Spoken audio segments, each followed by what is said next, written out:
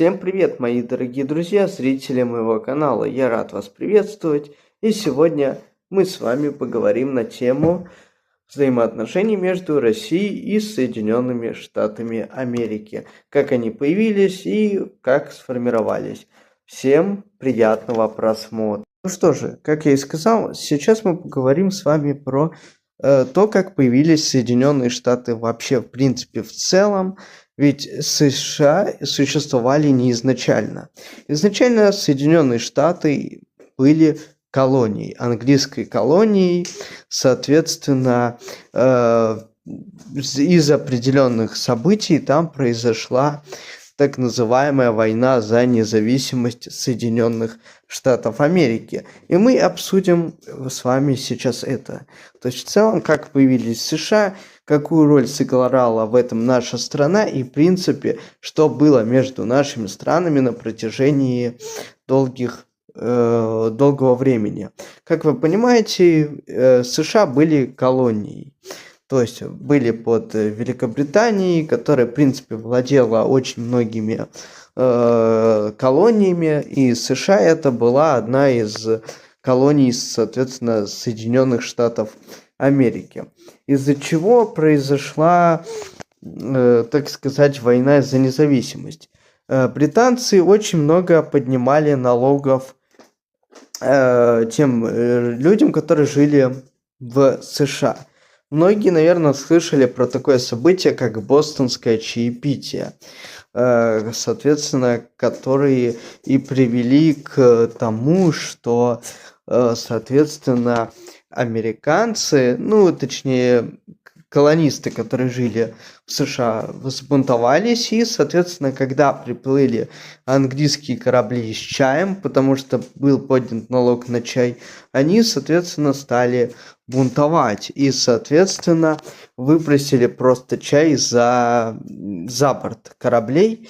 Думаю, про это многие, кто слышали. Соответственно, в Соединенных Штатах началась так называемая война за независимость Соединенных Штатов Америки, когда они воевали с британцами, чтобы стать, так сказать, свободной страной. Что же произошло и почему наша страна тоже сыграла в этом роль? Соответственно, наверное, многие знают, что в России тогда была Екатерина Великая, которая, соответственно, поддержала американцев за борьбу за независимость и свободу Соединенных Штатов Америки от британских колонистов. Соответственно, наша страна сыграла роль, поддержала. И не только наша страна, была и также Франция, которая поддержала борьбу за независимость Соединенных Штатов Америки. Вот так вот. Так вот, здесь мы видим еще с вами то, как выглядели баталии между, соответственно, колонистами, которые жили в США и которые были недовольны тем, что делали британцы. Соответственно, они просто шли рядами, по ним стреляли, они, соответственно, точно так же отвечали британцам. Соответственно, вот так вот и шла война за независимость, соответственно, Соединенных Штатов Америки, чтобы стать независимыми от колоний. Ну что же, давайте вернемся в Россию. В 1891 по 1892 году в Российской империи произошел сильный голод. То есть был очень сильный голод, соответственно, что люди голодали. Власти про это не говорили. Тогда была еще Российская империя. Говорили, что все нормально, что голода нет. Но когда опомнились, поняли, что без помощи им не обойтись. Соответственно, что правильно попросили США помочь Российской империи, потому что в Российской империи голод. И, соответственно, некоторые люди из Штатов откликнулись на помощь, и, грубо говоря, приплыл корабль с помощью.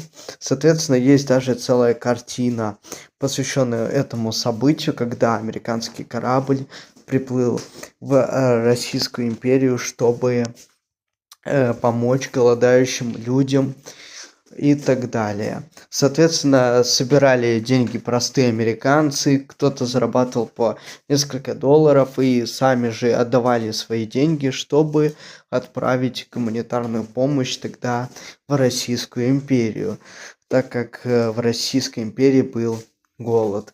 Соответственно, это как бы тоже было в истории нашей страны и между нашими странами. Так давайте перейдем теперь к гражданской войне, которая началась в 1917 году по 1922 году. В Российской империи началась гражданская война, которая, грубо говоря, закончилась в 22 году. И к власти пришли большевики, то есть красные. Соответственно, в стране тоже были проблемы, был голод.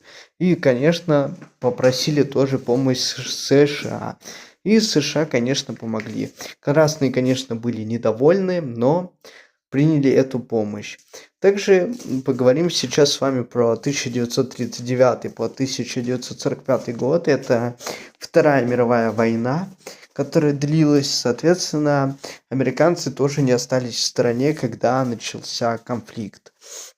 Соответственно, американцы поддержали СССР, дали нам вооружение, отправляли вооружение. Но про Вторую мировую войну в целом мы поговорим с вами в отдельном ролике, как и про гражданскую войну в США и про гражданскую войну в России, если вам будет интересно. И, конечно же, про 90-е годы. Также отправляли тушенку. Вот я нашел фотографию, как выглядела банка тушенки, которые американцы отправляли в том числе для советских воинов. Соответственно, про 90-е годы мы тоже поговорим с вами. Также и про холодную войну. Здесь пару слов про холодную войну. Так сказать, холодная война между СССР и США была после именно Второй мировой войны. СССР это коммунизм, социализм, точнее социализм, который стремился к коммунизму, а в Америке, как правило, капитализм. И, соответственно, на этом были разногласия. И, конечно же, поговорим с вами про 90-е годы. Затронем их немножко совсем, ведь, как кто помнит, произошел в 1993 году обстрел Белого дома. Соответственно, произошел как бы распад СССР, соответственно, тут как бы мы тоже затронем, что происходило, почему мы тут тоже говорим про Америку, ведь Америка тоже тут помогла России после распада. А сейчас я хотел бы немного помолчать. Надеюсь, вы посмотрите эти кадры.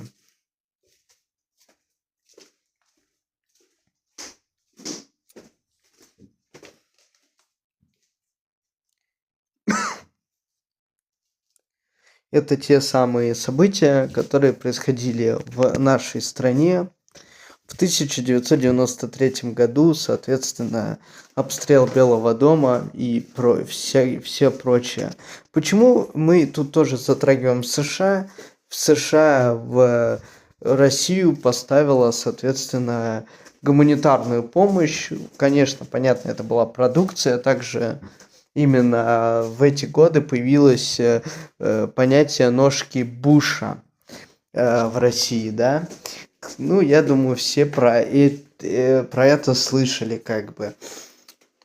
Как бы вот так вот. Сейчас мы подведем вердикт. Всем спасибо за просмотр. Что же, хочу всем сказать спасибо за просмотр. Всем удачи, всем пока, хорошего настроения, не болейте, чтобы все было хорошо.